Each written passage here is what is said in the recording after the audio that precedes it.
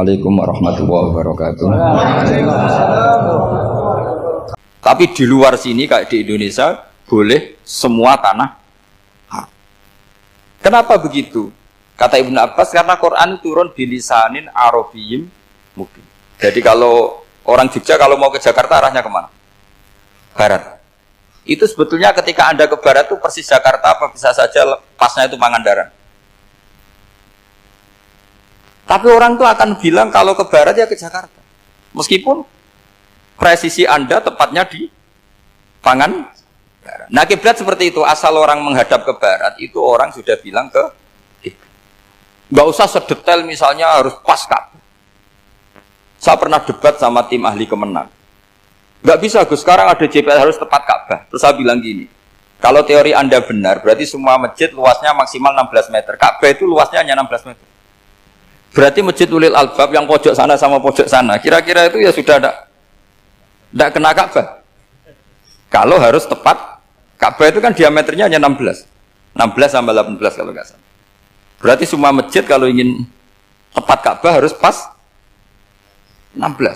Kalau terlalu luas pilihannya harus cekung. Kan jadi aneh. Makanya saya itu sering Pak, dulu saya ini biasa debat fikih. Kalau di tradisi pesantren namanya Basul Masail. Saya punya teman yang paling kurang ajar, yang paling saya kenang dalam sepanjang sejarah. Dulu itu kalau debat fikih itu ya seru. Kalau aturan fikih kan gini, soft paling baik itu kan soft pertama.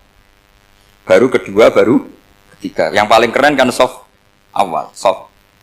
Terus teman saya bilang gini Pak, ya kalau gitu gini aja Gus, desain masjid itu memanjang utara selatan. Biar semuanya soft awal. Gara-gara didesain begini kan ada soft 2, soft 3. Apa susahnya kita bikin mulai awal supaya masjid itu memanjang utara apa? Selatan. Supaya semuanya soft awal. Ya kalau ada hukum ya diimplementasikan dalam desain bangunan katanya. Jadi itu kan kacau. Terus akhirnya saya jawab, lalu setelah begitu yang paling afdol siapa? Yang dekat imam. Ya sudah, bikin cekung saja kalau gitu. Artinya gini ya, beragama itu yang sehat. Jadi beragama itu berdasar riwayat. Berdasar riwayat, pernah ada ulama yang ngitung Madinah menghadap Ka'bah itu ya tidak pas. Pernah dihitung pakai GPS. Kiblat Madinah ke Ka'bah itu ya tidak pas. Tidak seperti yang pernah dianjurkan Kemenak. Karena apa? Agama ini ngikuti bilisanin Arabiyyin mungkin seperti jenengan gini. Semua ini istilahnya apa? Menghadap Gus Bah. Padahal ada yang agak sana, agak sana. Semuanya ngaji sama siapa Gus Bah? Ya sudah. Istilahnya bertatap muka. Memangnya kita benturan. Ini bahasa. Jadi seperti ini semua namanya apa? Berhadap. Padahal ada yang agak samping, agak samping. Ka'bah juga gitu. Sebenarnya tidak se-ekstrim yang dibayangkan orang-orang. Cuma kalau bisa tepat, ya kita harus tepat. Tapi tetap saja tidak perlu 16 apa? Meter. Nah, fa'aina ma tuwallu fathamma wajhullah itu artinya menghadap. Menghadap itu menghadap arah. Makanya Allah tidak dawuh fawalli wajhaka nahwal Ka'bah, tapi fawalli wajhaka syatrul Masjidil Haram.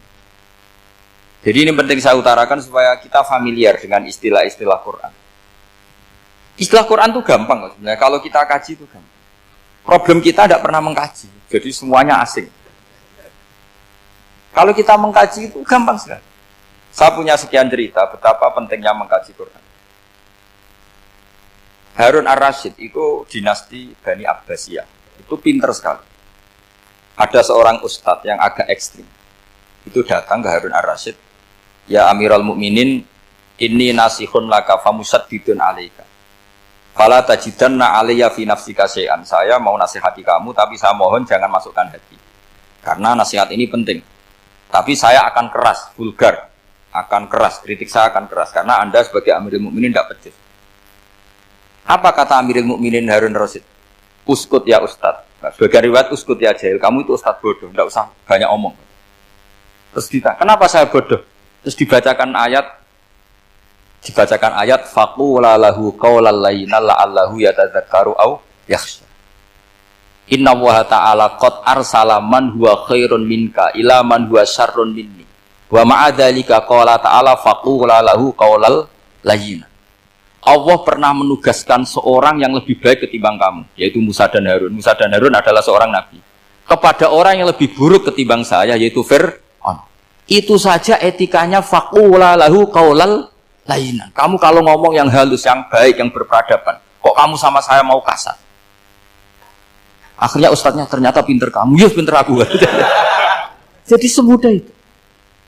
Allah itu menugaskan orang yang lebih baik ketimbang kamu, yaitu Nabi Musa. Kepada orang yang lebih buruk ketimbang saya, yaitu Fir'aun. Itu saja ada etikanya. Kok kamu sama saya mau tambah etika? Mau main kasar hanya karena kamu merasa nasihat Anda benar?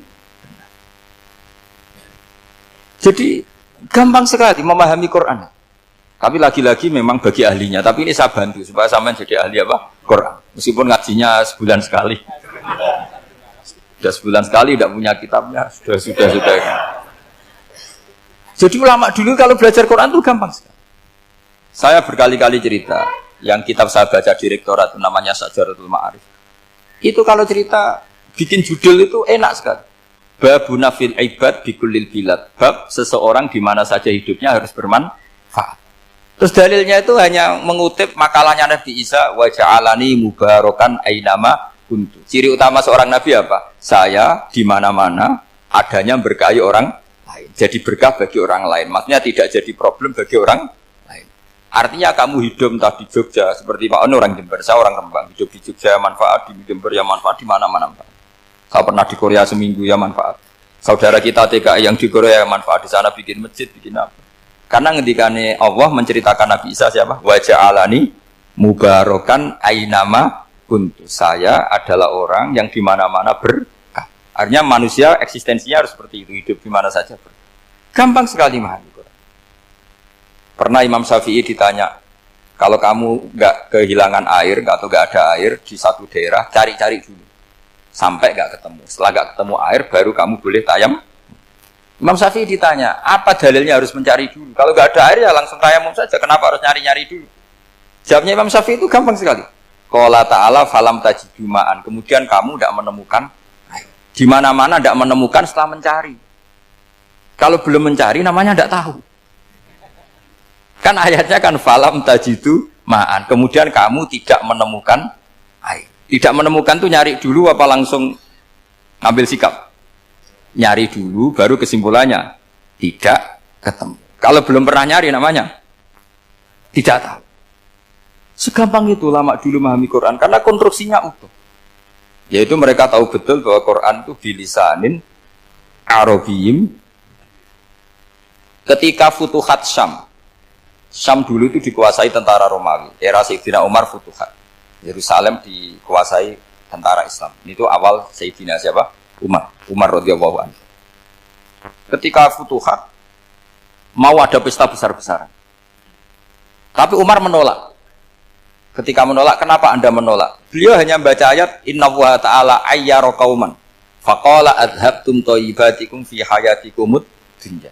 Allah itu mengkritik satu komunitas kaum yang zaman di dunia menghabiskan semua kenikmatan. Maka kita tidak perlu syukuran besar-besaran. Jangan-jangan jatah kita di akhirat kita habiskan di dunia. Itu adhabtum thayyibatikum fi hayatikumud. Semudah itu. Semudah itu ulama. Rasulullah pernah dahar, pernah makan. Makan karena 3 hari gak makan, cara di Indonesia gak makan nasi, gak makan daging, sudah lama sekali. 3 hari Nabi itu hanya makan kurma dan air putih. Pernah Nabi gak makan roti sampai 3 hari. Kalau Indonesia mungkin gak makan nasi.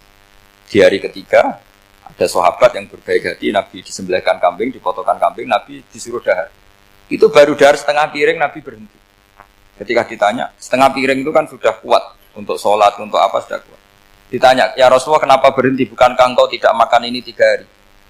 Nabi menjawab, walatus alunna yauma idzin anin naim. Semua nikmat yang saya rasakan nanti ada pertanggungjawabannya. Makanya saya tidak ingin banyak-banyak.